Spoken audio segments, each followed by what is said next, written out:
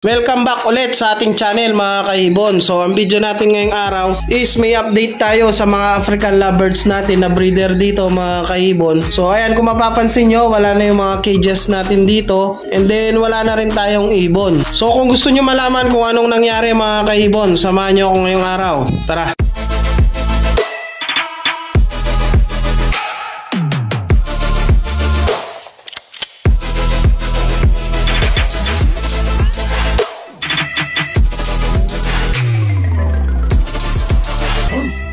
Ayun, welcome back ulit sa ating channel mga kaibon. So ang video nga natin ngayong araw is i-update ko kayo sa mga alaga nating African lovebirds mga kaibon dito sa ating mini aviary mga kaibon. So ayan mga kaibon, kung mapapansin nyo, wala na yung mga cages natin dito. So meron lang tayong ilan na natira. Ayan, and then yung doon. And then yung mga alaga nating kakatail mga kaibon. Ayan, so hindi natin tinanggal yan.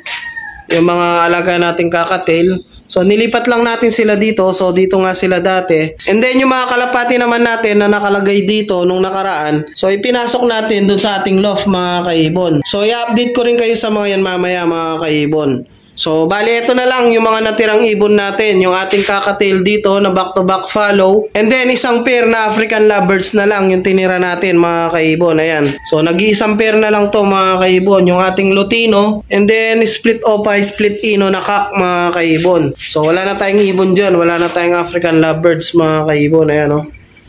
So malinis na yung space natin. And then nandito na yung ibang cages. Dahil in-out na rin natin yung mga ibang cage.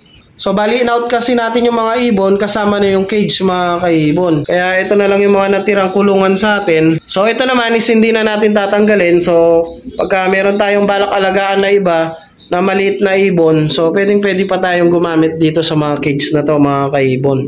So bali yan na lang ang natira sa mga African lovebirds natin. Isang pair na lang. And then isang pair na kakatail mga kaibon. So bali ang plano kasi natin dito mga kaibon is magkikwit na talaga mga kaibon sa mga African lovebirds. So bali ang alagaan natin ngayon is mga medium bird mga kaibon. So magta-try tayo mag-alaga ng mga medium bird mga kaibon, mga kakatail, mga GCC mga kaibon, green cheek conure, and then kung sakali magkaroon tayo ng sun conure mga kaibon. Pero sa ngayon ang plano ko muna mga kaibon, kakatail at GCC mga kaibon, mga medium bird. So quit na tayo sa mga African lovebirds mga kaibon, no? Pero yung mga kalapati natin nandyan pa rin mga kaibon. So tuloy-tuloy pa rin tayo sa mga kalapati. So ayun, konting update muna mga kaibon sa mga kalapati natin. So dahil nga nilipat na rin natin sila dito mga kaibon, kung matatandaan nyo, dito yung dating pwesto nila. So tinanggal na natin kasi may paglalagyan tayo dito mga kaibon.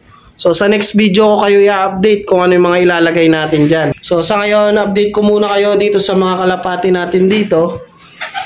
Ayan, yung mga flyers natin mga kaibon. So medyo maluwang naman yung loft natin mga kaibon, kaya pwede pa natin ipasok yung mga cages natin dito. Ayan. So maluwang naman kasi mga kaibon, no? Ayan sa labas. So hindi naman mahirapan yung mga flyers natin. So konting update lang sa mga painakay natin. Ayan, no? Malalaki na mga kaibon, no? Pero lumalabas na yung balahibo nila mga kaibon dito sa ating mga breeder dito sa taas. Ang ating mga Japan at Reso mga kaibon. Ayan, no? Tapang ng kak na to mga kaibon, no? Nanunukay, ano? Oo. Pero yung mga painakay nila malalaki na mga kaibon. Ayan, no? So dito naman sa baba mga kaibon, nangitlog na ulit yung ating hen mga kaibon. So hindi pa ganun kalaki yung mga painakay, pero nangitlog na siya ulit mga kaibon. Ayan, no? So bali ang nangyari mga kaibon, nandun pa sa pugaran yung mga painakay niya, and then nangitlog siya dito sa lapag mga kaibon. So ang ginawa ko, binaba ko na lang yung mga inakay mga kaibon, and then inakyat ko yung itlog. So doon na rin siya ng itlog ng pangalawang itlog niya mga kaibon. Ayan, no? Pero medyo malalaki na yung mga painakay niya mga kaibon, no? So nagkamali nga tayo dito nung binidyohan natin nung una. Akala ko blue bar mga kaibon, mga red bar pala. Oh, gaganda, oh. Gaganda, ang tataba mga kaibon, oh. So medyo tumutuka na yung mga ibon natin na to. So pagka nagpapakain tayo, nakikita na natin silang tumutuka. So mga ilang araw or weeks siguro mga kaibon, pwede na nating iwalay yan. Para makapaglimlim na maayos yung hen natin. Ayan naglilimlim na ulit siya mga kaibon. So bali pang second clutch niya yan mga kaibon. Ayan Then dito naman sa pangatlong breeder natin, ayan, namisa na rin mga kaibon So may dalawa na siyang bisa dito mga kaibon. Ayan Bali pang second clutch niya to mga kaibon. Yung unang clutch niya, itong sa taas mga kaibon. So pinaposter nga lang natin dyan yung mga itlog. So sila yung nagpisa, pero dito yung itlog galing mga kaibon sa mga breeder natin na to. And then yung pang-apat natin na breeder, wala pa rin mga kaibon. Ayan Wala pa rin silang itlog. So nagme-mate naman sila mga kaibon, kaso hindi pa nangingitlog yung hen natin mga kaibon. Wala pa rin siyang itlog. Then yung mga pliers natin, ayan mga kaibon, 5 na lang. So nagkasakit nga yung isang plier natin. Kung mapapanood yung last video natin, nagka-problema nga tayo dun sa isa. Pero kung sakaling gumaling yun mga kaibon, ibabalik natin dito. So mga ilang weeks lang mga kaibon, madadagdagan na yung mga pliers natin na yan. Dahil nga may mga pababa tayo dito. Ayan Lapit na yan mga kaibon. And then yun doon, meron din tayo dalawa doon. And then meron din tayo doon. And then may itlog na ulit mga kaibon. Then itong sa taas mga kaibon, tingin ko itlog na rin ulit to kasi medyo magana ulit yung puwit ng hen natin. Ayan Ilang beses ko na rin kasi silang nakita nag-mate nung nakaraan mga kaibon. Kaya ayan, kung mapapansin nyo, magana yung puwitan ng hen. So itlog na rin ulit yan mga kaibon. So ganun din ang gagawin ko. Pagka nang itlog siya sa baba, iaalisin natin yung mga painaka, ibababa natin, and then ilalagay natin yung itlog. So pagka mangingitlog siya ng pangalawang beses nun mga kaibon, dun na sa pugaran mga kaibon. So ayan yung mga update natin mga kaibon dito sa ating mga kalapate, dito sa ating loft. Ayan. So ayan mga kaibon, yung video natin ngayong araw. Bali quit na nga tayo sa mga African lovebirds. Ayan, kung mapapansin nyo, wala na nga yung mga cages natin. So maglalagay tayo dyan ng malalaking cage mga kaibon. Yung mga 2x2x4 mga kaibon, ilalagay natin dyan.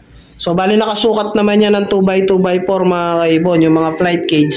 So bali makakapaglagay tayo ng 4. And then ang gagawin natin, syempre lalagyan natin ng divider para kahit na 8 pairs na medium bird yung may lalagay natin, mga cockatiel or GCC mga kaibon. So yun ang plano natin, yun ang project natin ngayon mga kaibon. Kaya nag-quit na tayo sa mga albs. Pero nagtira pa rin tayo kahit isang pair lang mga kaibon. So balak din natin maglagay ng budgie, cockatiel, GCC mga kaibon. Basta bahala na, basta papalitan natin yung mga alaga natin mga kaibon. So sa next video, yung update natin dito mga kaibon, may kukunin na tayong cage mamaya. So bali hanggang dito na lang muna siguro yung video natin mga kaibon. Update ko na lang kayo sa mga next video, sa mga pagbabago dito sa ating mini aviary at sa ating mini loft mga kaibon.